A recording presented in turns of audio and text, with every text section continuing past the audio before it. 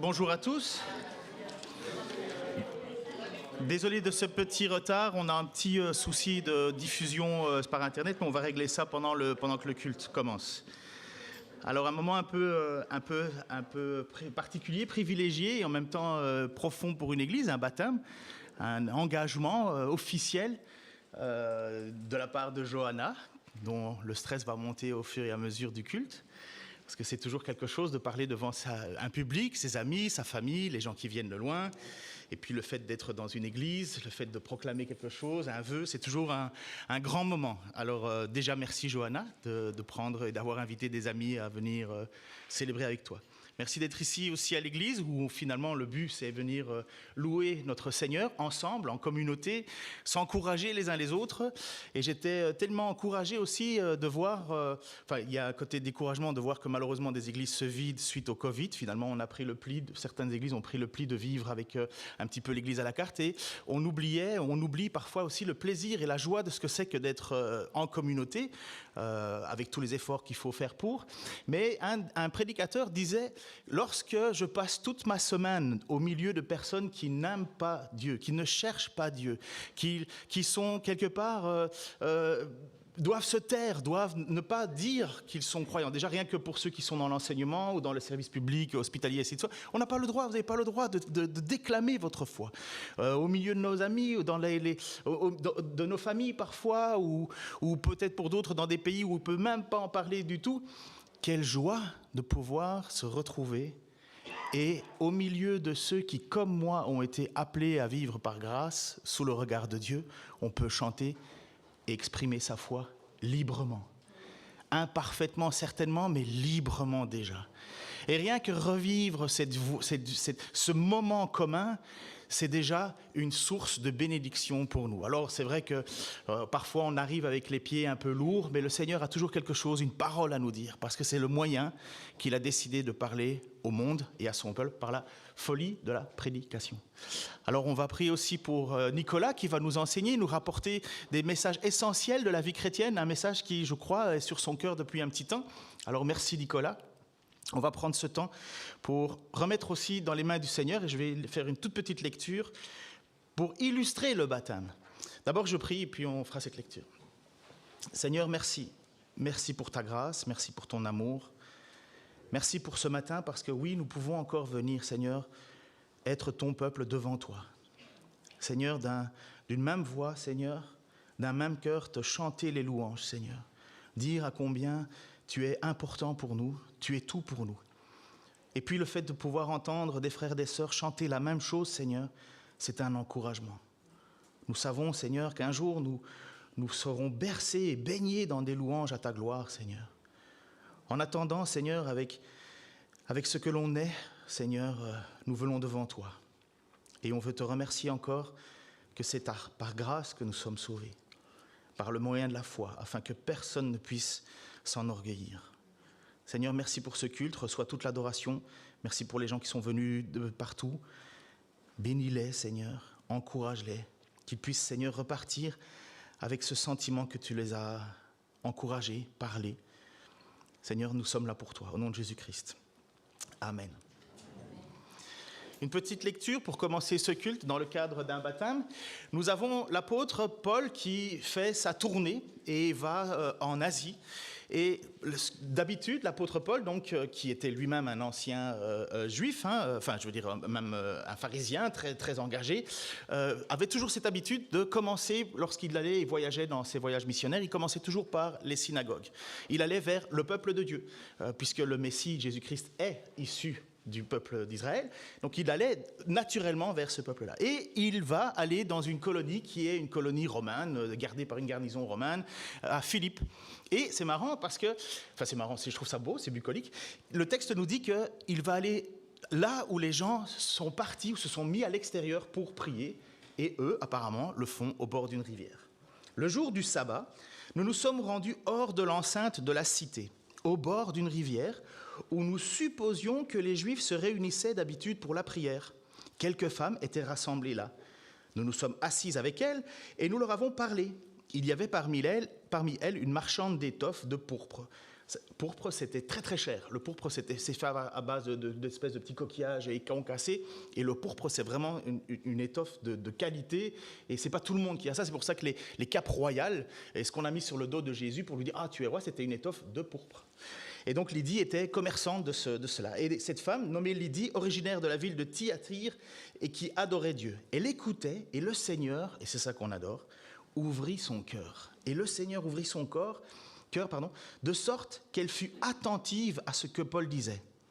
La conséquence, elle fut baptisée avec sa famille et ceux qui en dépendaient. Puis, elle nous invita en disant « Puisque vous avez jugé que je crois au Seigneur, venez loger chez moi avec insistance. » Et elle nous pressa d'accepter.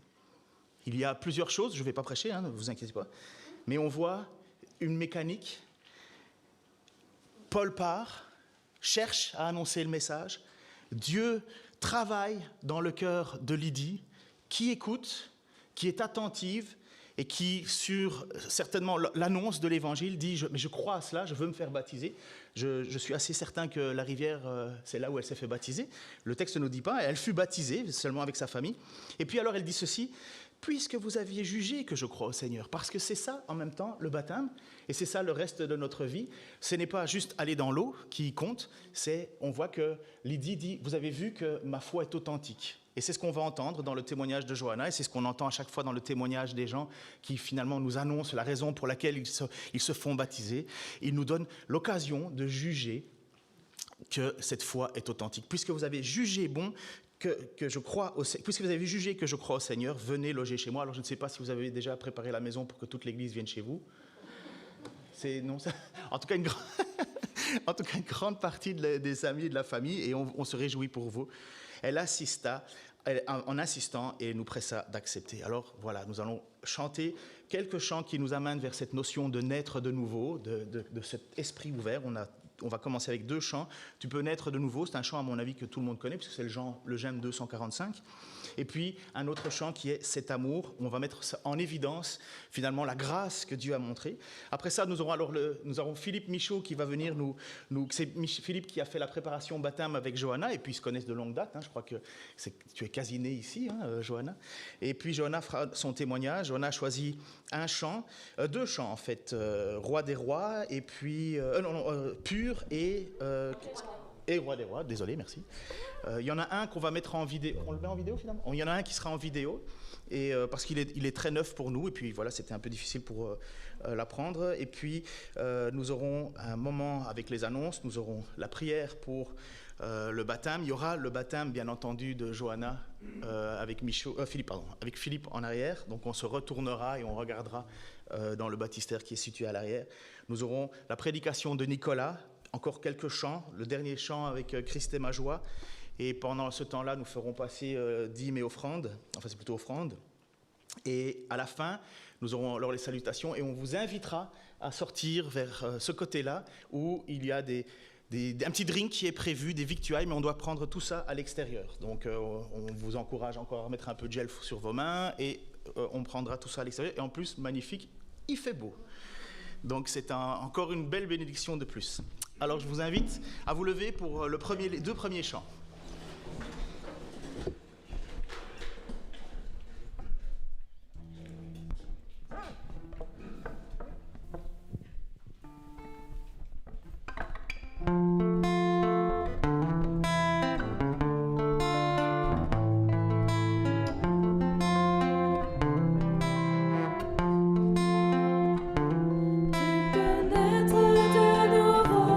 Tu peux tout recommencer.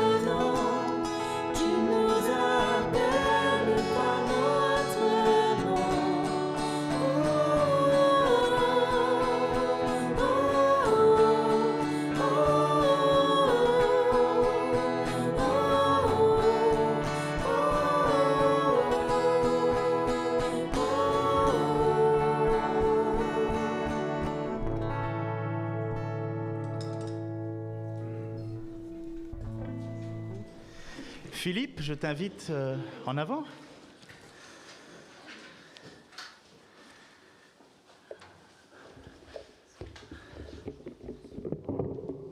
Excuse-moi. Merci, mon révérend. Je lui ai dit que c'était Bishop, mais il continue à dire révérend. Ah ben, je peux dire Bishop si tu veux. Voilà, c'est une chope double. Merci. Bon, je vais enlever mon déguisement. Mon masque à gaz, voilà. Eh bien, je vous salue tous bien fraternellement, amicalement, affectueusement, selon le cas, et que le Seigneur vous bénisse en cette matinée. Nous voulons nous réjouir ensemble de son œuvre, en particulier l'œuvre qu'il accomplit dans les cœurs, parce que Dieu appelle tout homme et il attend une réponse. Alors, en introduction à ce discours, accrochez bien vos ceintures, va peut-être durer 1h30, 2 heures, enfin on verra. Hein. Vous me ferez signe si c'est trop long. Nous allons relire un verset bien connu, les dernières lignes de l'Évangile selon Matthieu, au chapitre 28. Jésus, avant de monter au ciel, l'ascension, s'adresse à ses disciples, les 11. Jésus, s'étant approché, leur parla ainsi. « Tout pouvoir m'a été donné dans le ciel et sur la terre.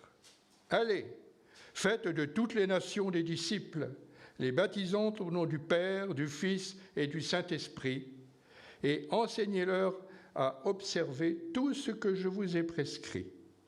Et voici, je suis avec vous tous les jours jusqu'à la fin du monde. » Ce verset nous indique déjà que le baptême, en fait, est un ordre du Seigneur. Nous allons y venir dans un instant.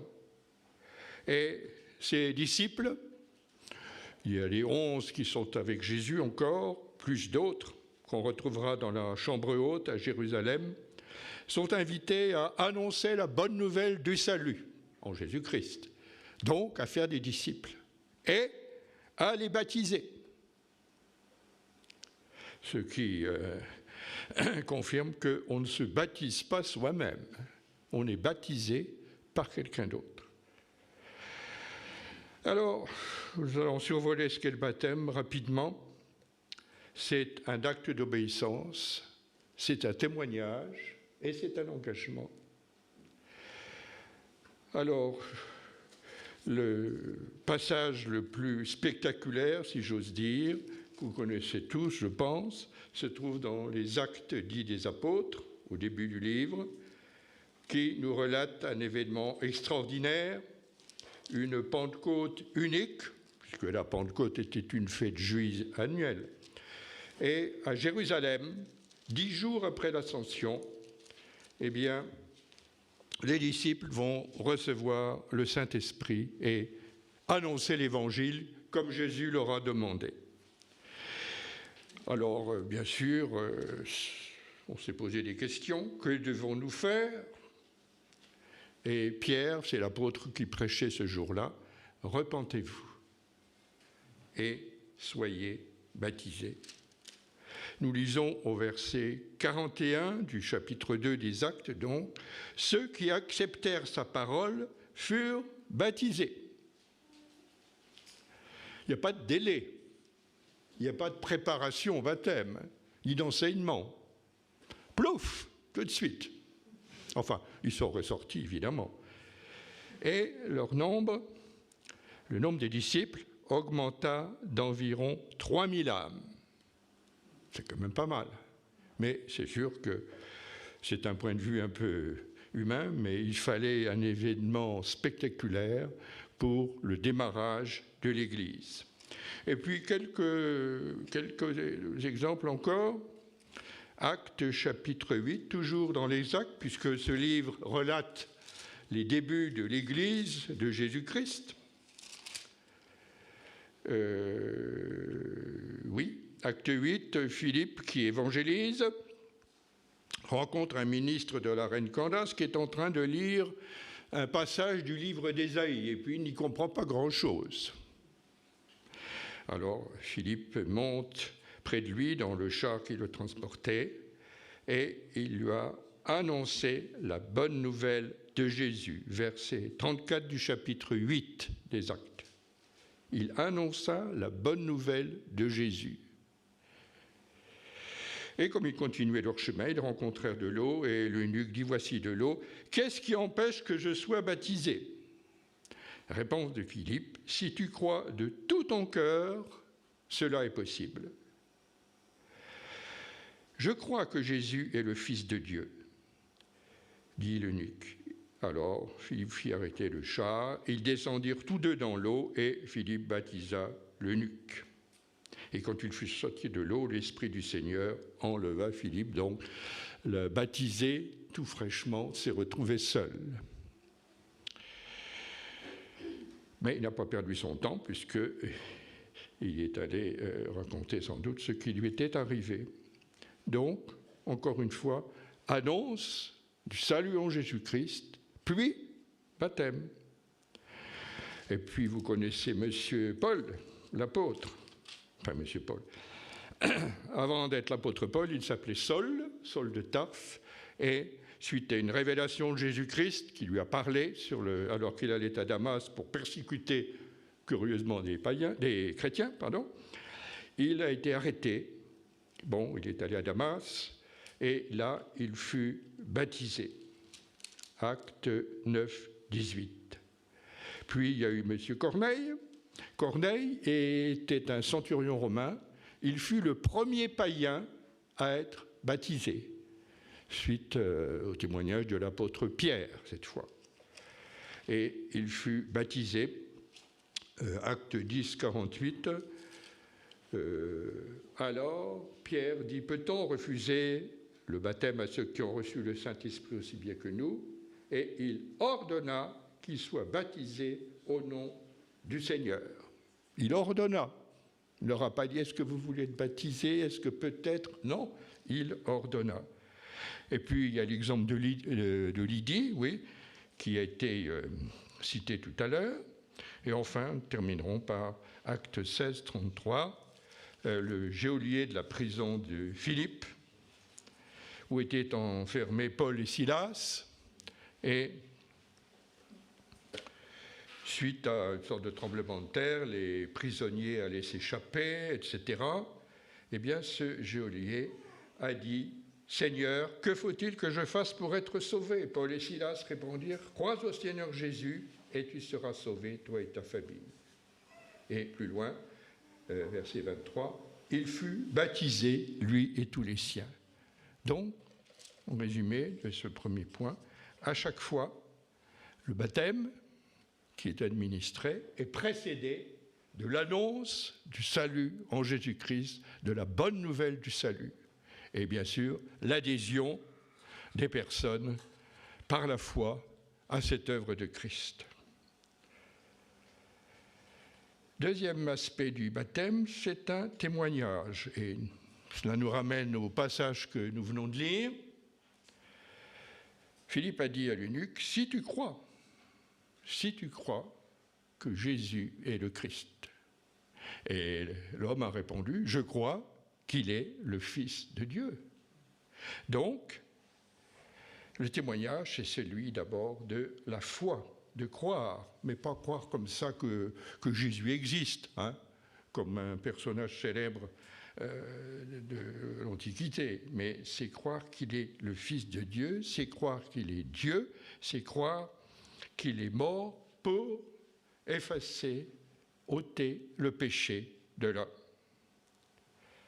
De ce fait, si l'on y croit, on le considère comme son sauveur.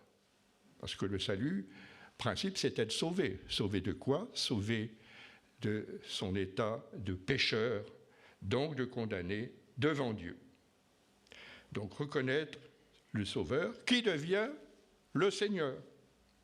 Et puis, à côté de la foi, il y a la repentance, se repentir d'avoir offensé Dieu en vivant sans tenir compte de lui. Et Se repentir, c'est ce qu'on appelle aussi la conversion, mais il faut être précis, la conversion à Dieu, selon l'expression qu'on trouve dans le premier chapitre de la première lettre de Paul aux Thessaloniciens. On raconte partout comment vous vous êtes convertis à Dieu, pas une religion, en abandonnant les idoles, etc. Troisième point, le baptême, c'est un engagement. L'apôtre Pierre écrit, chapitre 3 de sa première lettre, verset 21, en disant que le baptême est l'engagement d'une bonne conscience envers Dieu. Ce n'est pas très facile à comprendre. Je vais simplifier. C'est être assuré du pardon de Dieu en vertu de l'œuvre de Christ. C'est être assuré aussi qu'au cours de notre vie chrétienne, il nous arrivera de pécher encore, mais nous avons un avocat auprès du Père qui intercède pour nous. Et si nous confessons nos péchés, il est fidèle pour nous les remettre. Voilà l'engagement. Alors, obéissance, témoignage, engagement. Que va signifier la cérémonie à laquelle vous allez assister dans quelques instants? Enfin, c'est une cérémonie toute simple, hein. Et quand vous saurez ce qu'elle signifie, vous allez en frémir. Le baptême n'a rien de magique. Ce n'est pas un rite, au sens rite d'une église officielle. Ce n'est pas non plus un sacrement. Tout à l'heure, Johanna va ressortir mouillée, forcément. Elle sera trempée dans l'eau. Mais je veux dire par là qu'elle sera marquée, qu'elle sera compromise. C'est-à-dire qu'elle sera davantage responsable vis-à-vis de Dieu. C'est là que l'on comprend que le baptême est un engagement. Elle ne sera ni sainte, ni plus sainte, ni meilleure, la pauvre. Enfin, je ne suis pas très gentil, mais bon, c'est comme ça. Elle sera la même. Mais elle aura une responsabilité vis-à-vis de Dieu qui est celle de suivre le Seigneur et d'obéir à sa parole jour après jour. Avant de terminer, quelques versets encore, cette fois dans l'épître de Paul aux Romains qui nous donne une signification plus théologique, plus spirituelle du baptême.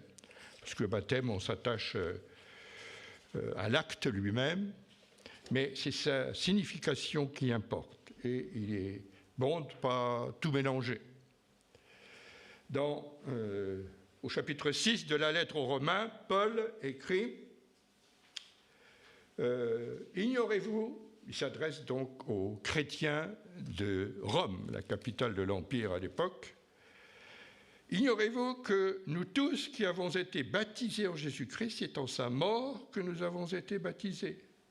Nous avons donc été ensevelis avec lui par le baptême en sa mort, afin que, comme Christ est ressuscité des morts par la gloire du Père, de même, nous aussi, nous marchions en nouveauté de vie. » Là encore, ce n'est peut-être pas très évident à comprendre, mais il ne faut pas prendre ça dans un sens littéral. C'est la signification profonde du baptême, qui est une identification à l'œuvre de Jésus-Christ, c'est-à-dire à sa mort expiratoire et à sa résurrection.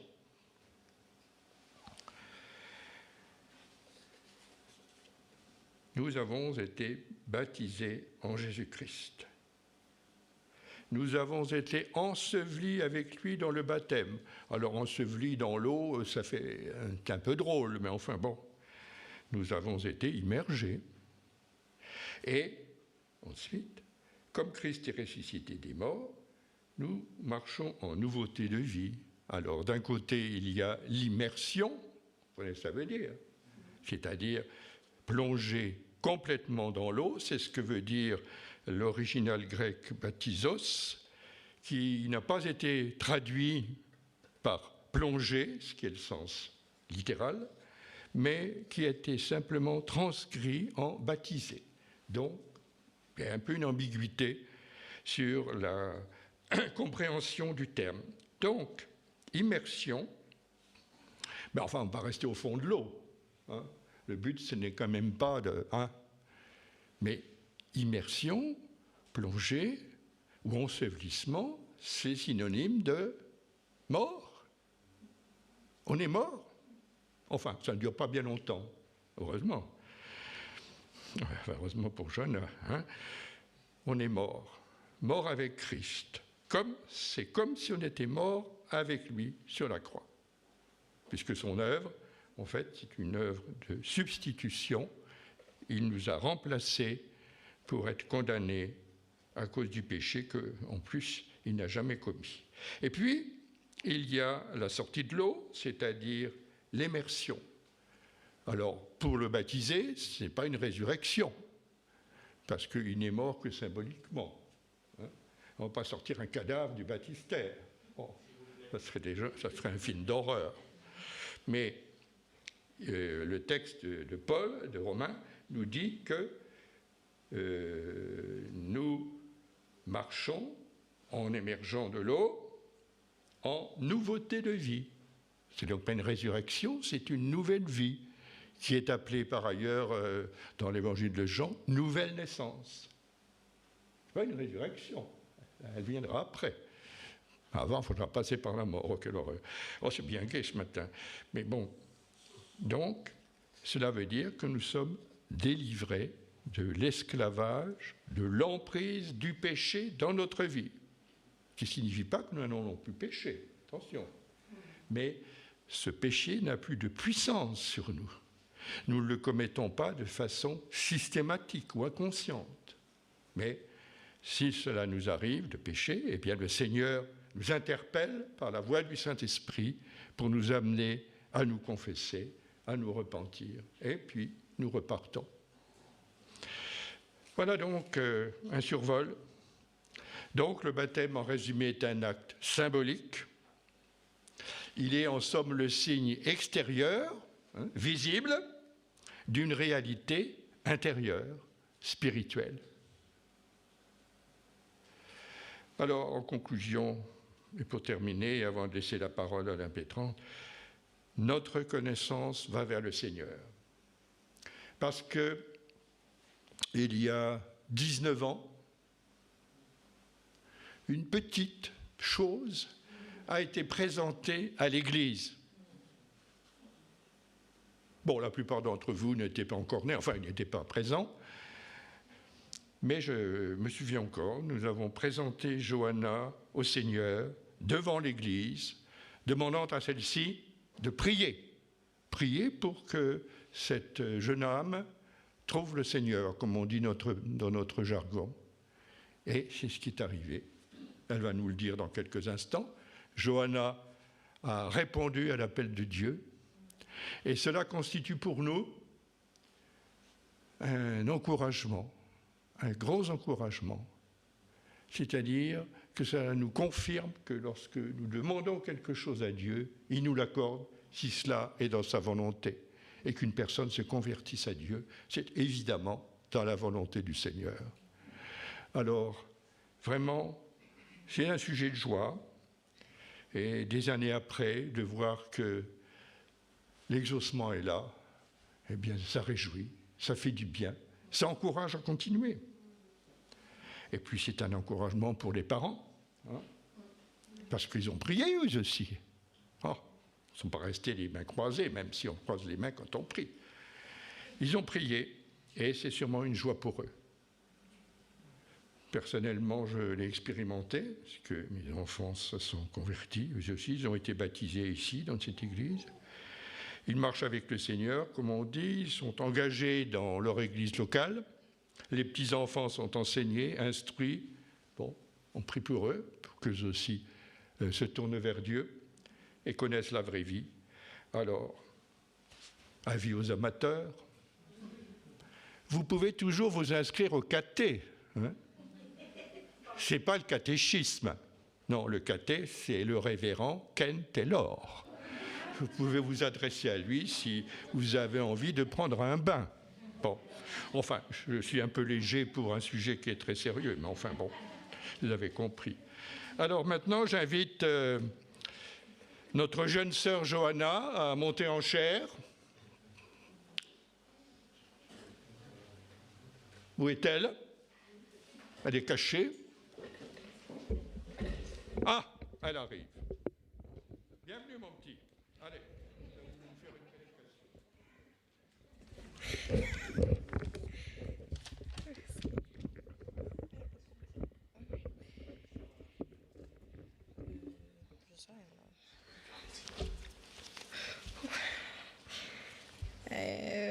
Bonjour. Je m'appelle Johanna et je suis actuellement étudiante. Je suis née dans une famille chrétienne et j'ai toujours grandi dans cette atmosphère où on m'a enseigné la parole de Dieu, mais j'y prêtais pas vraiment attention. De plus, je pensais que jamais de ma vie je pêcherais. Et vers la période du collège, j'ai eu des fréquentations qui m'ont amenée à désobéir à Dieu. Et sans m'en rendre compte, mon attitude changeait petit à petit. À ce moment-là, je ne le réalisais pas. Vers la période du lycée, je me suis éloignée de ces fréquentations car à ce moment-là, j'ai pris conscience que j'avais péché et qu'au final, je n'étais pas intouchable. Au fil des semaines, un message sur la parole de Dieu m'avait interpellée, sur le pardon de Dieu m'avait interpellée. C'est alors que j'avais compris ce qu'était réellement la repentance. Mais je ne m'en sentais pas digne, je ne me considérais pas comme un bon chrétien. Et je connaissais très peu de choses de la Bible. À l'arrivée de mon entrée en licence, je me suis retrouvée en confinement. Et à force de passer mes journées à faire les mêmes choses, je m'ennuyais. Et un matin, j'ai décidé de prendre ma Bible et de commencer à la lire. Plus je la lisais, plus cette soif de connaître et d'en apprendre plus sur Dieu vint. Je commençais à poser des questions, à mieux comprendre les messages des cultes. Et Dieu faisait déjà partie de ma vie, mais à force de lire, de poser des questions, la place de Dieu dans ma vie devenait beaucoup plus importante que ce qu'elle était au départ. Et à ce moment-là, j'ai compris qu'il n'y avait pas de petits ou de grands péchés, qu'il n'y avait pas de bons ou de mauvais chrétiens. C'est alors qu'un matin, en lisant le passage sur la crucifixion de Jésus, j'ai compris que par son sacrifice, j'étais sauvée. Donc ce jour-là, j'ai prié en donnant mon cœur à Dieu. Je me suis repentie en reconnaissant que je suis pécheur et j'ai maintenant la certitude que Dieu m'a pardonné et que je lui appartiens.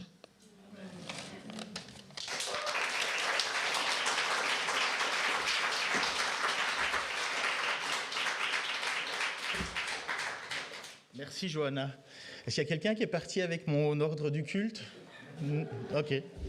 Bon, j'ai plus d'ordre du culte. Alors je pense c'est la musique chantée ou c'est vidéo maintenant? Alors j'invite les musiciens. Mais avant qu'on commence à chanter, est-ce qu'une ou deux personnes peuvent prier pour... je vais demander à Geoffrey, si ça ne te dérange pas, de prier. Et alors, quelqu'un qui était là à l'époque, je ne sais plus, il y avait Philippe Michaud, il y a Denis, Nicole, Simon, j'ai vu qu'il y avait encore d'autres qui sont venus nous visiter, alors je ne sais pas où. Son papa, tiens, tu vas prier pour ta fille. Donc voilà, juste avant de faire le chant pour lequel on vous invitera à vous lever. Vas-y. Notre Dieu Tout-Puissant, nous voulons dire merci. Merci parce que tu t'occupes de chacun de nous. Tu nous suis dans nos péchés. Tu nous suis dans tout ce que nous faisons. Et tu nous suis surtout quand nous revenons vers toi pour te prier, pour te glorifier, Seigneur. Je voudrais te remercier pour ce moment. Nous venons d'entendre notre sœur Johanna, notre fille. Tu l'as gardée. Nous la connaissons, tu as été avec elle depuis qu'elle est petite. Nous connaissons ses parents qui l'ont aidée pour qu'elle puisse continuer à te connaître. Et aujourd'hui, elle vient de nous manifester devant toute l'Assemblée, Seigneur. Nous voulons que tu sois à côté d'elle comme tu l'as fait depuis longtemps. Et c'est une joie pour l'Église de trouver que les enfants qui sont nés dans l'Église continuent à parler de toi, Seigneur. C'est un bon témoignage que nous venons d'entendre, Seigneur. Nous prions aussi pour tous les autres jeunes ici dans l'Église, pour que tu leur donnes le courage de prendre cette décision, Seigneur. Merci, Seigneur. Amen. Oui, Seigneur, nous voulons t'adorer, nous voulons te louer, nous voulons te dire combien tu es précieux. Merci, c'est un grand privilège de faire partie de ton plan merveilleux. Merci pour ce témoignage qui révèle que tu t'intéresses à nous, tu t'intéresses à nos problèmes, peu importe les circonstances décourageantes autour de nous, tu viens vers nous, Seigneur, et tu es le Seigneur. Merci, Seigneur, parce qu'au baptême, notre Dieu est crucifié sur la croix. Seigneur, mais baptême, c'est seulement, c'est là que commence la bataille entre la chair et l'esprit, Seigneur. Et nous avons la confiance que c'est toi qui nous as dit dans ta parole de prendre la croix et de te suivre. Merci pour ta parole qui nous encourage.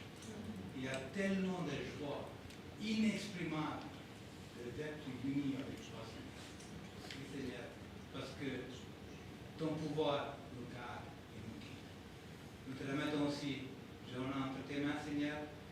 Tu connais toutes choses, nous te demandons d'être son guide, sa joie, la consolation tout au long de sa vie, afin qu'elle puisse marcher avec toi, sans crainte, sans souci, en attirant les autres et en vertu de toi. Mais Seigneur, la joie de Jonah est la nôtre, et aussi, il y a aussi la joie dans le ciel. Les anges se réjouissaient à la résurrection de toi, Seigneur. Aujourd'hui, les anges se réjouissent aussi à la résurrection et à la vue d'un seul pécheur qui se répand. Seigneur, merci. Merci pour ta grâce infinie, merveilleuse, Seigneur. Merci, parce que toi, tu es notre Dieu éternellement et pour l'éternité. Au nom de Jésus. Amen. Amen.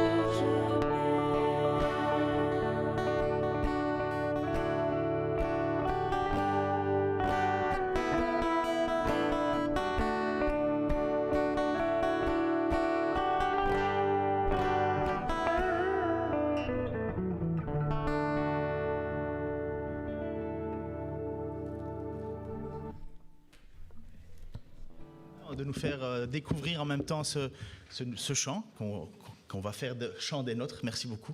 Donc vous pouvez vous retourner et déjà voir, parce que l'eau est très froide, alors il ne faut pas que ça dure trop longtemps.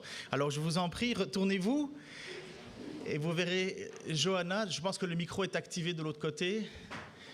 Denis, tu vas avec la caméra si tu veux bien? Alors, mettez-nous là, à côté là. Je crois qu'on nous regarde en direct jusqu'en Inde. On verra tout à l'heure. Non, on reste là comme ça pour l'instant pour parler. C'est froid. Johanna, crois-tu que Jésus-Christ est le Fils de Dieu? Oui. Qu'il est mort pour tes péchés? Oui. Oui. Pour ta justification auprès de Dieu. Oui. Il est déjà ton Sauveur, il est ton Seigneur. Désires-tu continuer à le servir fidèlement, prête à accomplir les bonnes œuvres qu'il aura préparées pour toi? Oui. Eh bien, ma petite sœur Johanna, sur ta confession de foi, je te baptise au nom du Père, du Fils et du Saint-Esprit.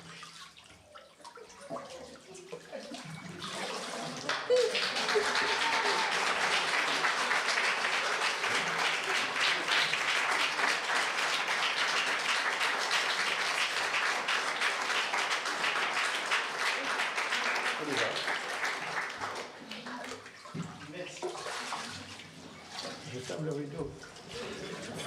Je crois que l'eau est vraiment froide.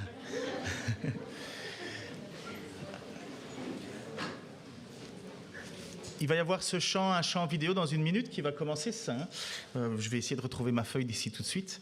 Mais je voudrais aussi prier pour ce moment. Et merci en tout cas, merci Philippe, pour ce rappel important du sens du baptême. Merci Seigneur pour Johanna. Merci Seigneur aussi, oui, pour ta fidélité Seigneur, devant la prière de ceux qui ont prié pour cette jeune femme, cette jeune fille à l'époque, cette jeune femme maintenant. Seigneur, merci. Donne-nous aussi de pouvoir être une source d'encouragement maintenant autour d'elle, de pouvoir, Seigneur, être présent. Seigneur, nous sommes bien imparfaits, mais tu as décidé de nous utiliser. Et je te prie que dans la vie de Johanna, tu la gardes, tu la protèges, tu l'entoures et que tu l'envoies, Seigneur. Qu'elle puisse être, Seigneur, une lumière là où elle sera. Nous te demandons, Seigneur, de lui donner de la force lorsqu'elle devra faire des choix difficiles, lorsqu'elle sera confrontée à des dilemmes, Seigneur. Nous te demandons, Seigneur, aussi de lui donner de la patience lorsqu'elle devra s'attendre à toi, s'attendre à ta réponse, comme beaucoup de jeunes dans leur vie, Seigneur, lorsqu'ils attendent, Seigneur, une direction, ils te prient, ils te crient, Seigneur, et ils veulent savoir le choix qui doit être fait, c'est lourd pour eux. Nous te prions de lui donner de la sagesse, aussi le jour où son futur époux se présentera devant elle. Nous te prions pour que tu lui fasses cette bénédiction. Nous te prions pour ses parents, nous te prions pour qu'ils puissent être encore là, Seigneur, à l'entourer de cet amour qui a été l'origine de sa vie déjà. Merci, Seigneur, de les garder. Merci pour la famille, les amis. Et merci pour cette bénédiction que tu nous permets de vivre à l'Église aussi, Seigneur. C'est un encouragement pour nous de voir que tu ouvres l'esprit et de se tourner vers toi. Merci pour ce témoignage, Seigneur, que pendant ce Covid, Seigneur, elle t'a trouvé. Et nous te remercions, Seigneur, que dans toute situation, tu continues à œuvrer. Rien ne t'arrête. Au nom de Jésus-Christ. Amen. La feuille est réapparue pendant la prière. Merci. Donc, il va y avoir un petit chant vidéo, ça s'appelle Pur, et c'est de Hillsong. Ton sang si précieux m'a pardonné. Blanc et plus blanc que la neige. Tu fais battre en retraite mon péché et ma honte. Et par cette alliance tu me restaures. Donc je me lève pour t'adorer. Ma vie épargnée par ta bonté. C'est ton saint nom qui m'a franchi. Grâce à toi Jésus, mon cœur est pur. Affermis mon cœur dans ta présence. Rends-moi la joie de ton salut. Attire-moi près de toi et sanctifie ma vie. Et ton esprit fait toutes choses nouvelles. Donc je me lève pour t'adorer. Ma vie épargnée par ta bonté. C'est ton saint nom qui m'a franchi. Grâce à toi, Jésus, mon cœur est pur. Donc je me lève pour t'adorer. Ma vie épargnée par ta bonté. C'est ton saint nom qui m'a franchi. Grâce à toi, Jésus, mon cœur est pur. Grâce à toi, Jésus, mon cœur est pur.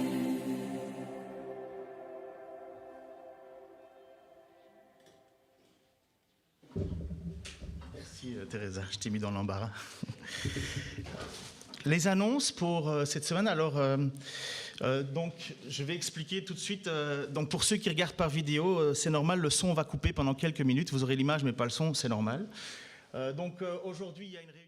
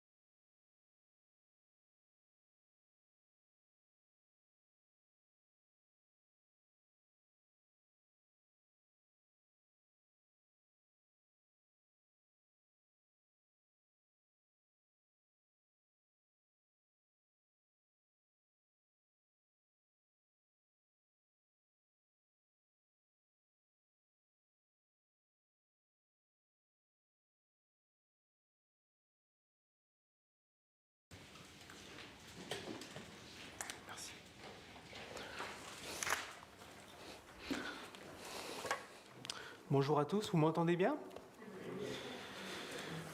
Donc Nicolas Brice, donc j'ai 39 ans, donc 20 ans de plus que Johanna, et j'ai été baptisé il y a 10 ans environ par Philippe Michaud. Donc voilà, des souvenirs. Ça fait plaisir de voir Johanna que j'ai connue petite. Maintenant j'ai son témoignage, donc voilà le cheminement qu'elle a eu durant toutes ces années, et gloire à Dieu de l'avoir conduit dans ses voies. Excusez-moi, c'est juste parce que comme on enregistre, on entend la différence pour des petits centimètres.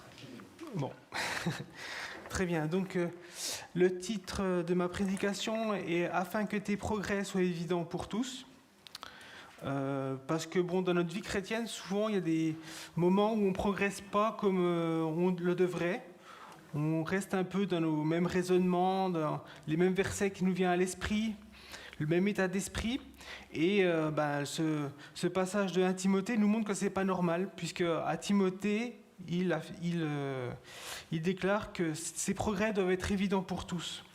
Donc dans ma vie, j'ai pu identifier des origines à ce manque de progression dans ma vie spirituelle. Il y a peu de prière déjà.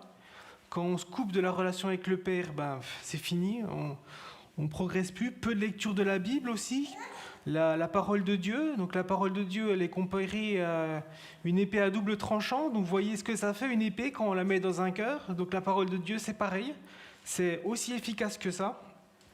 Un peu de louange.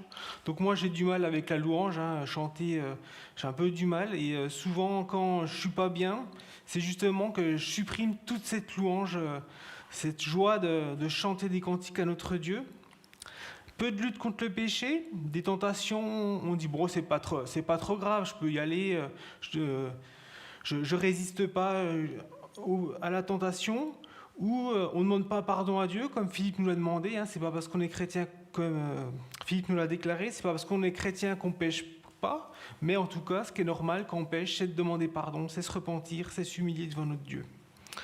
Bref, tout cela a des conséquences qui est de bloquer la sanctification, cette progression de notre marche avec Dieu. Donc dans ce passage de l'Épître aux Timothée, on voit que les progrès, donc pas le choix, on doit progresser, soient évidents, donc ça doit se voir dans notre vie, dans notre façon d'être, et ça doit être évident pour tous. Donc pas seulement notre pasteur, mais nos frères et sœurs, nos familles, nos amis, nos collègues de travail. Ils doivent voir qu'il se passe quelque chose dans nos vies, qu'il y a une progression, qu'il y a un cheminement avec notre Dieu.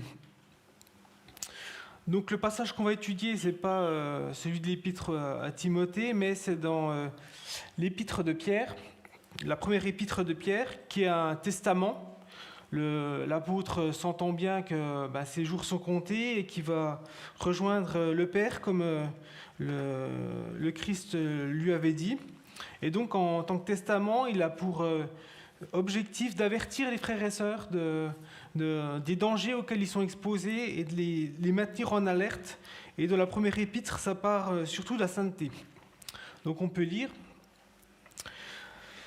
faites tous vos efforts pour joindre à la fois la vertu, à la vertu la connaissance, à la connaissance la maîtrise de soi, à la patience la piété, à la piété l'amitié fraternelle et à l'amitié fraternelle l'amour.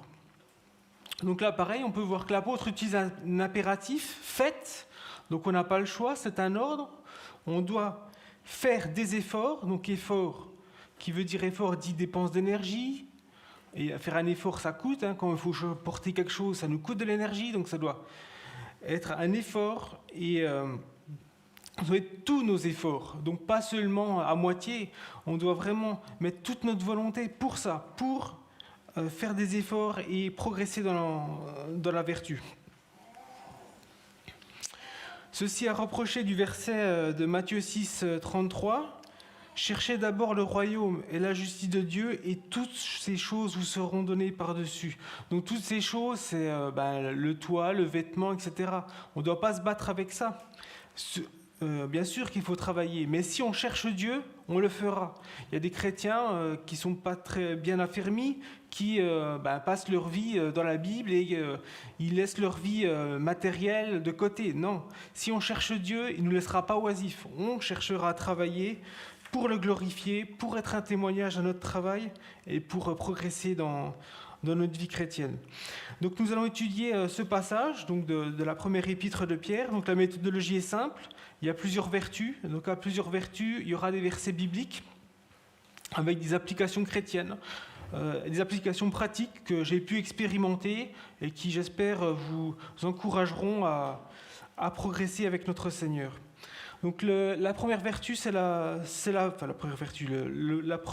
les éléments, c'est la foi, dont nous avons une définition dans l'Épître aux Hébreux, la foi étant une ferme assurance des choses qu'on espère, une démonstration de celles qu'on ne voit pas. Donc la foi, c'est la base de notre vie chrétienne. Si on n'a pas la foi, on n'est pas chrétien, quoi. Et pareil dans Hébreux, pour appuyer ce propos, on a ce passage « Or, sans la foi, il est impossible de lui être agréable ». C'est clair. Car il faut que celui qui s'approche de Dieu croit que Dieu existe et qu'il est le rémunérateur de ceux qui le cherchent. La foi, c'est pas seulement croire en un Dieu unique, parce qu'il y en a beaucoup qui croient... la foi chrétienne, c'est pas seulement croire en un Dieu unique, parce qu'il y en a beaucoup de personnes qui croient en Dieu, en une puissance... mais qui n'ont pas la foi comme elle est demandée dans la Bible. Jacques, d'ailleurs, dit « Tu crois qu'il y a un seul Dieu, tu le fais bien. Les démons le croient aussi, et ils tremblent. » Donc même les démons, ils croient qu'il y a un seul Dieu. Donc vous voyez, c'est pas ça la foi chrétienne. Et puis la foi, c'est pas seulement vouloir éviter l'enfer. Parce que toute personne équilibrée ne veut pas aller en enfer, quoi. Il y a d'autres religions monothéistes qui veulent éviter l'enfer. On pense aux musulmans, avec le procès qui vient de s'ouvrir récemment. Vous voyez, les terroristes, ils voulaient éviter l'enfer. S'ils ont fait tout ça, leur meurtre ignoble, c'était pour éviter l'enfer. Et d'ailleurs, si vous avez suivi, le principal interpellé dit, comme quoi nous, on allait avoir des comptes à rendre, quoi. Alors que lui, c'est un meurtrier, il ne s'est jamais repenti, mais il a fait ça pour éviter l'enfer. Mais a-t-il la foi comme Dieu le demande ? Bien sûr que non. La personne de Jésus-Christ est centrale dans notre foi, et c'est la particularité du christianisme.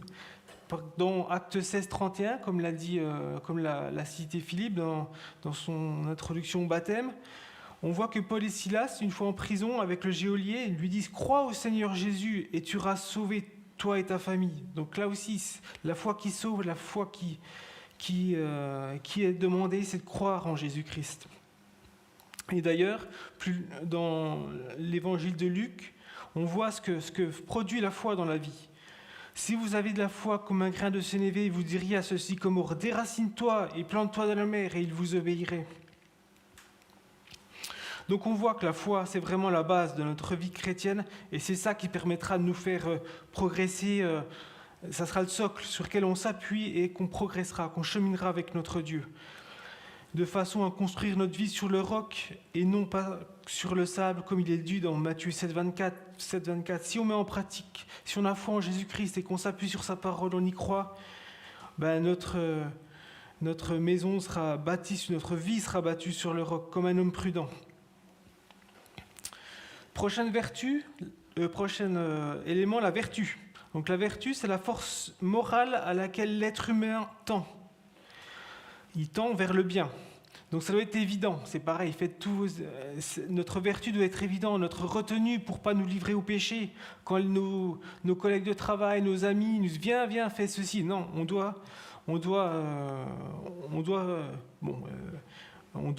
ça doit être observable, qu'on résiste, qu'on se livre pas à l'immoralité. C'est pas pour autant qu'on doit se priver des contacts avec les non-chrétiens. C'est justement le fait de notre témoignage silencieux qui aura des effets. Le fait de ne pas se livrer et qui voit que derrière c'est notre foi qui nous empêche de se livrer au péché.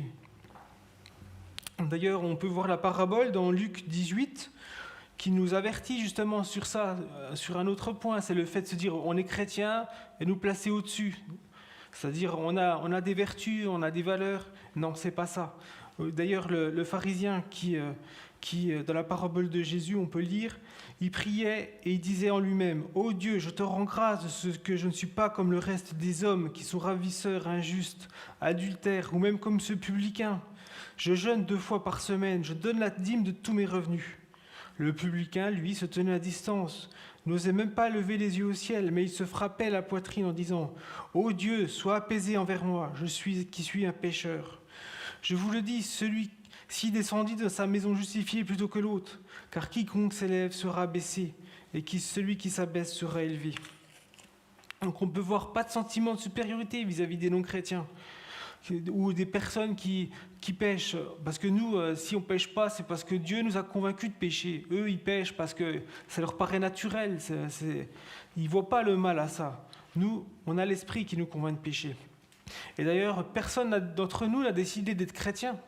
Si on se repent, c'est parce qu'on est chrétien, mais qui c'est qui l'a décidé par sa propre volonté? Moi-même, au début de ma vie adulte, quand j'avais l'âge de Johanna, par exemple, avec des amis, on se promenait en ville, on sortait des bars, puis après on allait marcher pour rigoler. Et il y avait un bar chrétien qui s'appelait L'Eau Vive à Belfort, et je passais devant, et j'étais le premier à me moquer d'eux. Parce qu'ils disaient, le slogan c'était l'eau vive, un bar chrétien, un bar sympathique sans alcool. Et moi ça me faisait rire et je me moquais de ce bar. Et quelques années après, moi j'y suis allé dans ce bar. Il y a le GBU de Belfort qui organisait une soirée et moi j'y suis allé dans ce bar. Donc comble d'ironie. Prochain élément, la connaissance. Donc cela peut paraître accessoire à la connaissance avec tout ce que je vous ai dit, c'est-à-dire on croit que Jésus est le Messie, qu'il est mort sur la croix pour nos péchés. On se dit voilà, on connaît l'essentiel, mais non, on doit aller plus loin. D'ailleurs, on peut lire dans Osée 4,6 « Mon peuple périt faute de connaissance, parce que tu as rejeté la connaissance, je te rejetterai de mon sacerdoce. Tu as oublié la loi de ton Dieu, moi aussi j'oublierai tes enfants. » On peut se poser la question, notre connaissance, jusqu'à quel niveau elle peut nous sauver. C'est un passage qui... Alors l'essentiel, c'est de connaître le plan du salut, savoir pour ce que Jésus-Christ a fait pour nous, mais on peut voir qu'il faut aller plus loin. D'ailleurs, s'il y a des prédications, s'il y a des études bibliques, c'est pour ça. C'est pour s'affermir, c'est pour augmenter nos connaissances, mettre en pratique notre foi.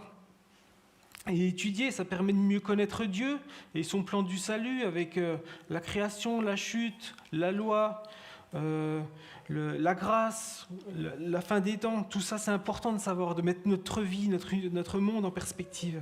Ça permet aussi de connaître l'homme, de voir sa nature pécheresse et le besoin de son salut. Et ça nous permet aussi de nous connaître nous, puisque la Bible est comme un miroir. On voit à travers la Bible notre péché, on voit notre perdition.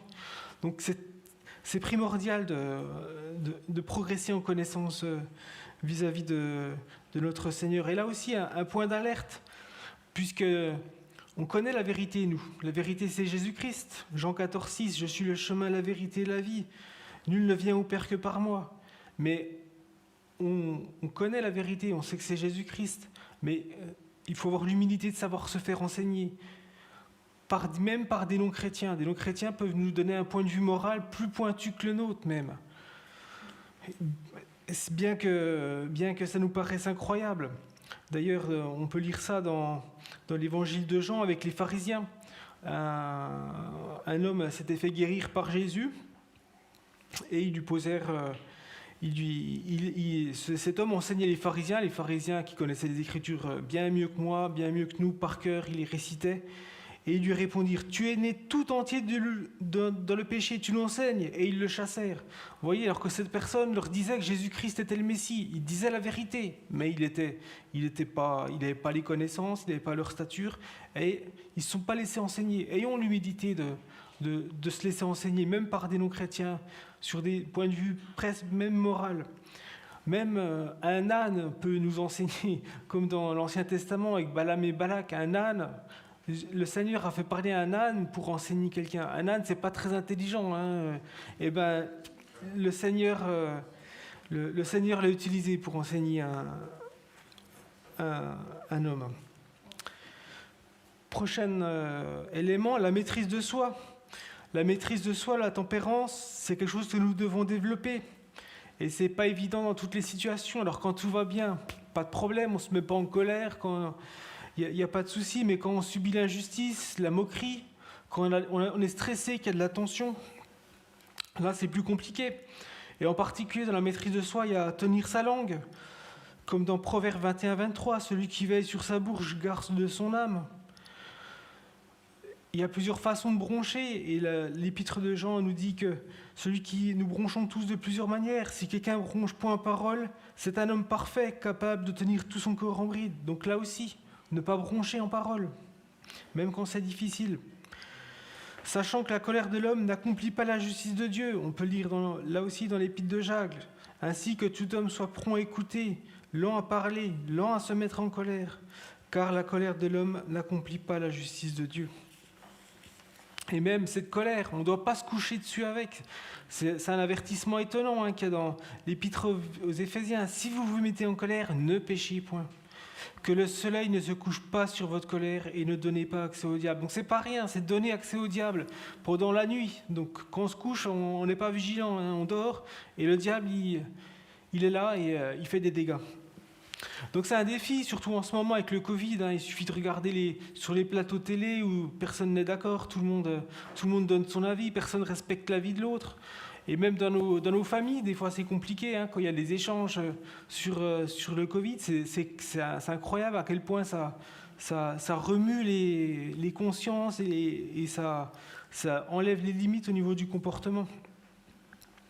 Mais voilà, la Bible, elle nous demande d'être prompt à écouter l'avis des autres, donc pas à s'emballer dès qu'on n'est pas d'accord, et lent à se mettre en colère. Prochain élément, la patience. Donc la patience, dans l'Ancien Testament, il y a un homme qui était plus patient que personne d'autre, Moïse. Dans Nombre, on peut lire « Or, Moïse était un homme fort patient, plus qu'aucun homme sur la face de la terre. » Donc Moïse, lui, il n'a pas eu une petite mission.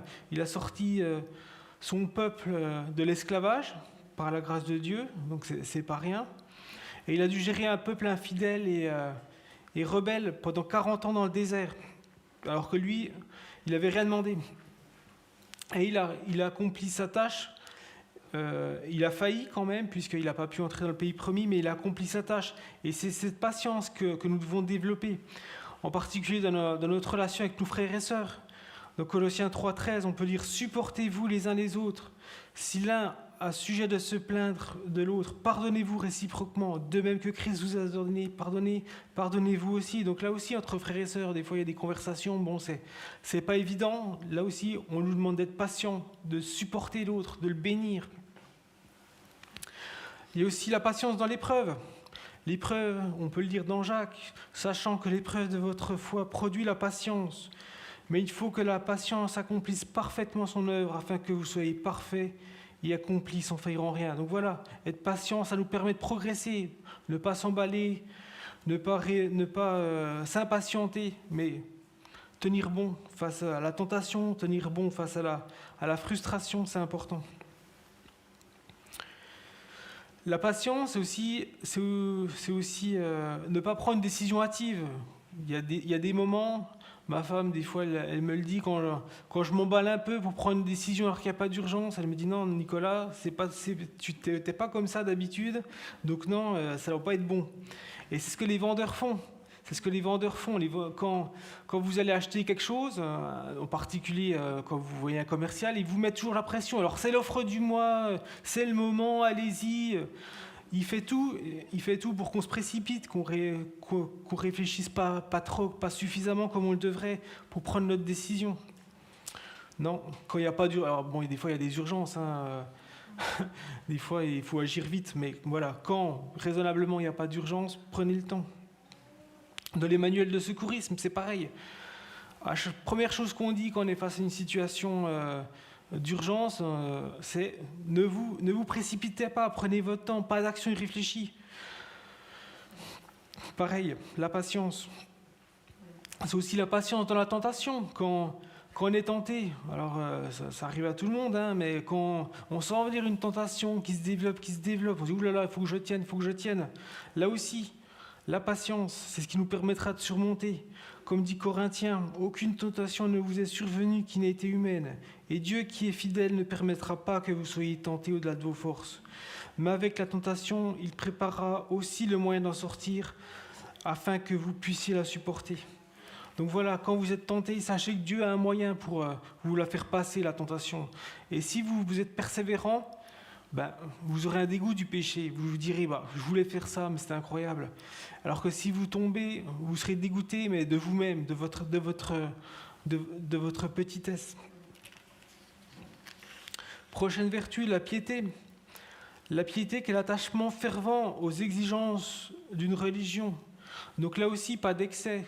La piété, c'est pas se priver de tout plaisir, avoir une attitude austère en tout point. Non, il y a d'autres dénominations chrétiennes qui mettent ça en avant, mais souvent les personnes voient le christianisme comme ça, comme un arrêt de tous les plaisirs, de toutes les satisfactions de la vie. Alors que c'est pas ça du tout.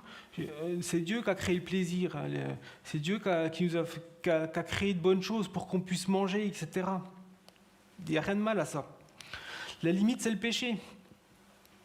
Se faire plaisir, oui, mais pas tomber dans le péché. Il y a des limites. Et là, c'est pareil. C'est la parole qui le dit. C'est le Saint-Esprit qui nous reprend. Que ce soit pour la sexualité ou d'autres points. Le péché, c'est un peu le principe de l'addiction. C'est-à-dire qu'on va commencer à franchir une limite, à pécher un petit peu. Et après, voilà, c'est le principe de l'addiction. C'est-à-dire qu'il nous faudra un peu plus pour avoir le même plaisir. Et c'est l'engrenage. On continue, on pêche de plus en plus. Mais là aussi, demander pardon quand c'est dans ce cas et revenir au Seigneur. Là aussi, la piété, on est le sel de la terre, la lumière du monde. On n'est pas coupé du monde. Vous voyez, être pieux dans son coin, ça n'a aucun avantage. Ce qu'il faut, c'est éclairer le monde de la gloire de Dieu, que la grâce de Dieu soit reflétée au travers nous et pas être pieux dans notre coin. On est le sel de la terre. Le sel, c'est ce qui donne du goût aux aliments. Essayer de manger des pâtes sans sel, c'est pas bon.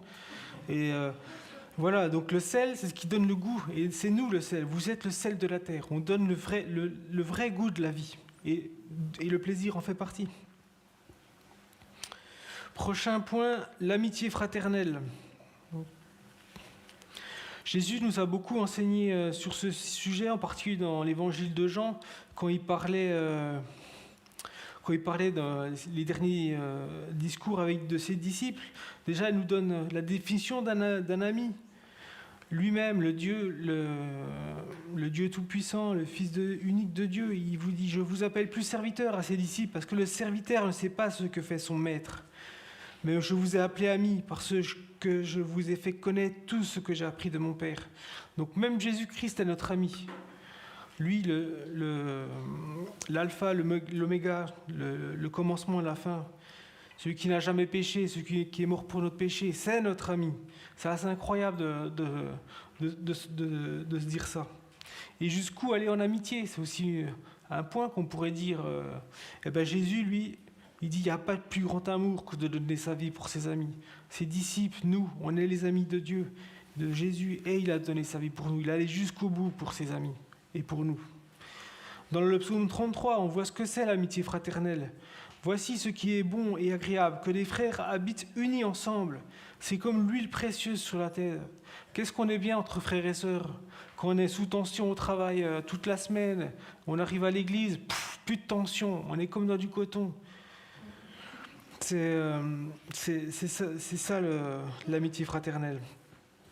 Et développer une amitié fraternelle avec un membre de son église ou d'une autre, c'est très important. On peut partager des sujets, des tensions, des difficultés. On peut prier les uns pour les autres, se confesser nos péchés. On peut être alerté sur un comportement. Là, écoute, ça va pas ce que tu fais. Alors que nous, quand on nous dit rien, quand personne nous dit rien, on a l'impression d'être les meilleurs, alors que c'est jamais le cas. Mais c'est important d'avoir quelqu'un qui nous reprenne, qui nous suive, qui a assez d'honnêteté et d'amour pour nous avertir. Et l'amitié, c'est pas que des paroles. On peut lire dans Jean, la première épître de Jean, si quelqu'un possède les biens du monde et que voyant son frère dans le besoin lui ferme ses entrailles, comment l'amour de Dieu demeure en lui? Donc ça, c'est important quand ça nous coûte, notre amitié nous coûte, que ce soit financièrement, en temps, pour donner un coup de main, là aussi c'est important. C'est là qu'on voit, qu'on passe vraiment notre amitié à l'épreuve et qu'on voit vraiment si on a un état d'esprit d'amis, c'est comme souvent on dit, c'est quand ça va mal qu'on voit nos vrais amis. Parce que quand ça va bien, tout le monde est là. Quand ça va mal, plus personne nous appelle. Quand il y a des situations difficiles, et ça ne doit pas exister entre frères et sœurs. L'amour, enfin, qui est le dernier point, est le plus important, parce que Dieu est amour. Et d'ailleurs, dans l'épître de Jean, il dit « Celui qui n'aime pas n'a pas connu Dieu, car Dieu est amour. » Donc, si vous n'aimez pas et que vous dites connaître Dieu, vous mentez, parce que vous contredisez la Bible. Alors, je ne sais plus qui c'est qui avait dit ça, qui avait dit « Ne pas aimer, c'est l'enfer. L'enfer, c'est ne pas aimer. » C'est-à-dire qu'on est dans une situation où on n'arrive pas à avoir de sentiment d'amour, ça ressemble à l'enfer, à ce que les hommes, les perdus vont devoir vivre. Et qui nous devons aimer? Dieu. Tu aimeras le Seigneur ton Dieu de tout ton cœur, de toute ton âme, de toute ta pensée, ce qui est pas rien, ce qui est pas simple. Notre prochain, tu aimeras ton prochain comme toi-même. Nos frères et sœurs, ça rejoint ce que je vous ai dit tout à l'heure. Et d'ailleurs, c'est à ça qu'on nous reconnaît. Les personnes non chrétiennes qui viennent dans une église, ils le remarquent, ça, l'amour qu'on a les uns pour les autres. Et ça, c'est un témoignage silencieux, mais ils voient qu'il se passe quelque chose. Notre conjoint, bien évidemment, notre femme, notre mari, on doit l'aimer, nos enfants également, c'est évident, mais c'est rappelé dans la Bible. Et plus difficilement, nos ennemis. Alors, c'est pas évident d'aimer ses ennemis. Mais moi, je vous dis, aimez vos ennemis, bénissez ceux qui vous maudissent, faites du bien à ceux qui vous haïssent et priez pour ceux qui vous maltraitent et vous persécutent. Donc on peut se dire, c'est de la folie. Mais pour l'avoir expérimenté, quand on a des difficultés avec quelqu'un, que ce soit au travail ou une connaissance ou un problème, priez pour cette personne. Et déjà, ça sera bien pour elle et ça vous aidera, vous aussi, à surmonter votre amertume, surmonter les tensions qu'il y a dans notre cœur. Ça vous délivrera de tout ça. Parce que vous aurez prié pour vos ennemis. Et l'apôtre conclut cette liste par l'amour, car il est le lien de la perfection. Mais par-dessus toutes ces choses, revêtez-vous de la charité, qui est le lien de la perfection. C'est l'amour qui nous permet de bien travailler, d'avoir un comportement sain. C'est ça. Si on n'aime pas, on n'aura pas le cœur de bien faire les choses. C'est le lien de la perfection, l'amour. Et il bannit la crainte également, l'amour. La crainte n'est pas dans l'amour, mais l'amour parfait bannit la crainte.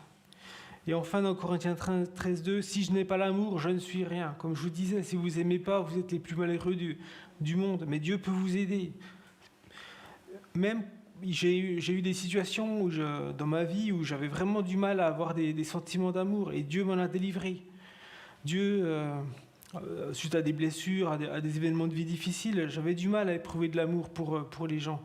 Et si vous êtes honnête avec Dieu, vous lui dites, écoute Seigneur, là je peux pas aimer cette personne, je suis pas bien. Il vous aidera. En conclusion, le but de ce message, c'est de vous encourager dans la marche et le progrès spirituel. Donc c'est beaucoup de rappels, c'est des choses que vous connaissez certainement de longue date. Mais voyez ce que l'apôtre Pierre dit dans la suite pour voir que c'était important quand même de citer ces choses. Au verset 8, « Car si ces choses sont en vous, et ils sont avec abondance, elles ne vous laisseront point oisifs, ni stériles pour la connaissance de notre Seigneur Jésus. Mais celui en qui ces choses ne sont point est aveugle, il ne voit pas de loin. Il a mis en oubli la purification de ses anciens péchés. C'est pourquoi, frères, appliquez-vous d'autant plus à affermir votre vocation et votre élection, car en faisant cela, vous ne broncherez jamais. » Et là, attention, « C'est ainsi en effet que l'entrée dans le royaume éternel de notre Seigneur et Sauveur Jésus-Christ vous sera pleinement accordée. » C'est-à-dire, Si vous progressez en Christ, c'est l'apôtre Pierre qui le dit, l'entrée dans le royaume éternel de notre Seigneur et Sauveur Jésus-Christ vous sera pleinement accordée. Voilà, c'est important de progresser, c'est ça. Ça nous parle à notre esprit. Si on stagne, on tourne en boucle les mêmes arguments, on ne se remet pas en question, il y a un problème. Et si on le fait, si ça se produit, si l'esprit nous travaille, on a l'assurance que le royaume éternel de notre Seigneur nous sera accordé. Il finit ainsi, voici, voilà pourquoi je prendrai soin de vous rappeler ces choses, bien que vous les sachiez et que vous soyez affermis dans la vie présente. Voilà, je vais prier pour conclure ce message. Oui, Seigneur, merci de nous avoir laissé ta parole pour nous enseigner, nous avoir donné ton esprit pour qu'elle vive en nous, qu'elle fasse son travail, son œuvre dans nos cœurs, dans nos pensées, que nous ayons un rafraîchissement dans nos pensées, un renouvellement de nos forces. C'est toi qui fais ça, qui produit cela, et nous t'en remercions. Tu es notre Dieu, Seigneur, tu nous as choisis, nous nous sommes engagés avec toi, comme Johanna l'a fait aujourd'hui, mais tu ne nous laisses pas oisifs, tu ne nous laisses pas immobiles, inertes. Tu veux qu'on avance vers toi, qu'on marche avec toi pour ta gloire et pour partager l'éternité en ta présence, quand tu nous rappelleras. Merci de bénir Johanna dans les prochains temps qui s'annoncent pour elle. Tu vois que toi, quand tu t'es fait baptiser, tu es allé dans le désert pendant 40 jours. Nous te demandons de soutenir Johanna et de la faire tenir bon dans l'épreuve, rester attachée à toi et qu'elle puisse vraiment marcher en renouvellement, en progression, en sainteté pour ta seule gloire. Dans le nom de ton Fils Jésus. Amen.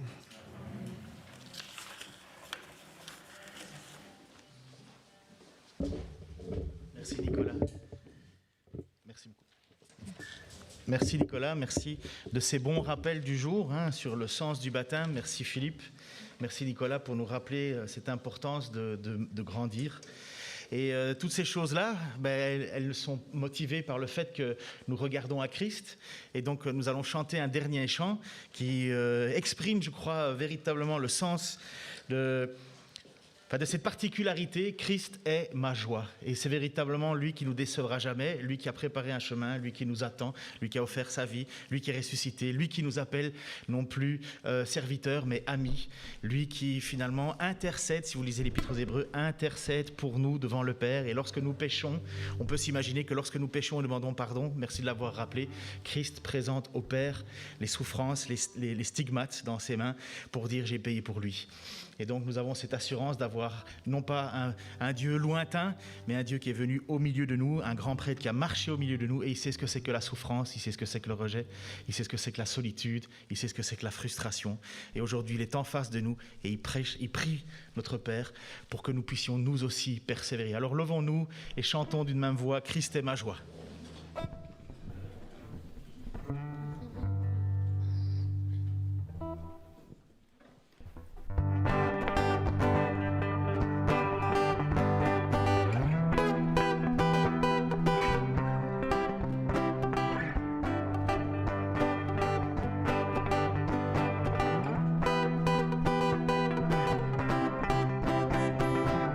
Tu es la lumière qui brille dans le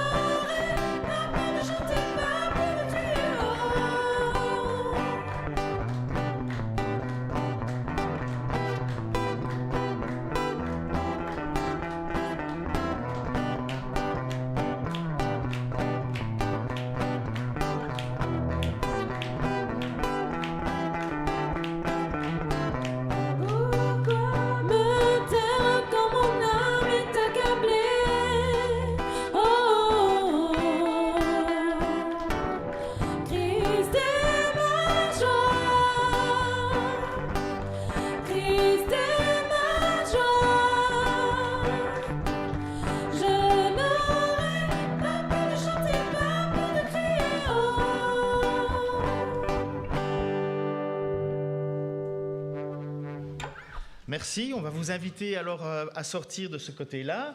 Il y a, je crois, des choses qui vous attendent pour boire, manger même, et prendre un temps de discussion à l'extérieur. Merci. Que Dieu vous bénisse pour toute cette semaine et encore bienvenue, Johanna, dans ce magnifique royaume qui dure jusqu'à l'éternité. Un dernier petit message pour ceux des invités qui sont là, qui ne se sont pas inscrits sur la feuille à l'extérieur, sur la petite table, dans la table à côté. C'est juste pour qu'il y ait une trace de votre passage si jamais vous avez un problème. N'oubliez pas de juste mettre votre nom et votre numéro de téléphone pour qu'on puisse vous prévenir s'il y avait un petit problème. Du coup, nous espérons naturellement.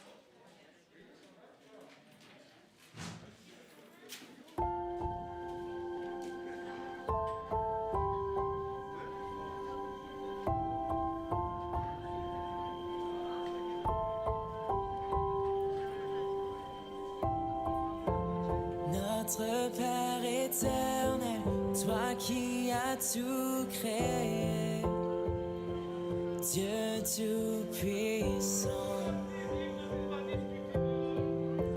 c'est par ton Saint-Esprit que Jésus fut conçu, Christ notre Sauveur. Oui, je crois en Dieu notre Père. Oui, je crois en Christ son Fils. Oui, je crois en ton Saint-Esprit, ô Trinité divine. Oui, je crois à la résurrection, que nous vivrons à jamais. Car oui, je crois dans le nom de Jésus.